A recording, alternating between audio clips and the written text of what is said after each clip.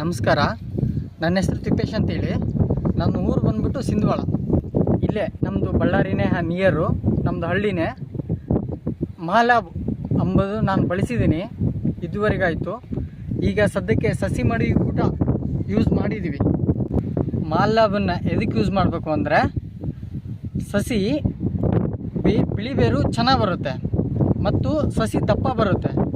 ಮತ್ತು ಈ ಸಸಿ ಮಡಿ ಇದೆಯಲ್ಲ, ಈಗಿಂದ ತಾಂಡೋಗೆಲ್ಲ ಹಚ್ಚಿದರೆ ಆಗ ಬೇರು ಸಾಕಷ್ಟು ಬೀಳ್ತವೆ.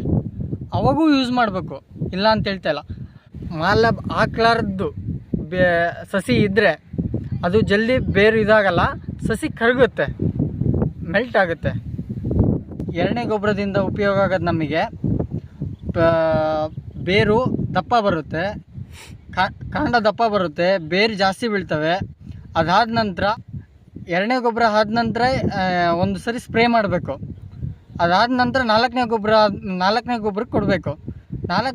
ನಾಲ್ಕನೇ ಗೊಬ್ಬರ ಆದ ನಂತರ ಒಂದು ಸರಿ ಸ್ಪ್ರೇ ಮಾಡಿದರೆ ಕಾಳು ದುಡು ಬರುತ್ತೆ, ಎಲ್ಲರಿಗಿಂತ ಜಾಸ್ತಿನೇ ಬರುತ್ತೆ. ವಿತ್ತು ಬ್ರೈಟ್ನೆಸ್ ಜಾಸ್ತಿ ಬರುತ್ತೆ. ಅಕ್ಕಿ ತುಂಡಾಗೋದಿಲ್ಲ ಮತ್ತು ಕಟಾವಾಗೋದಿಲ್ಲ. ಮತ್ತು ಅದರಿಂದ ನಮಗೆ ಭಾಳ ಉಪಯೋಗ ಐತೆ ಮಹಾಲಾಭ್ನಿಂದ. ಎಲ್ಲ ರೈತರಲ್ಲಿ ಮನವಿ, ಮಹಾಲಾಭ್ನ ಎಲ್ಲ ರೈತರು ಬಳಸಬೇಕು.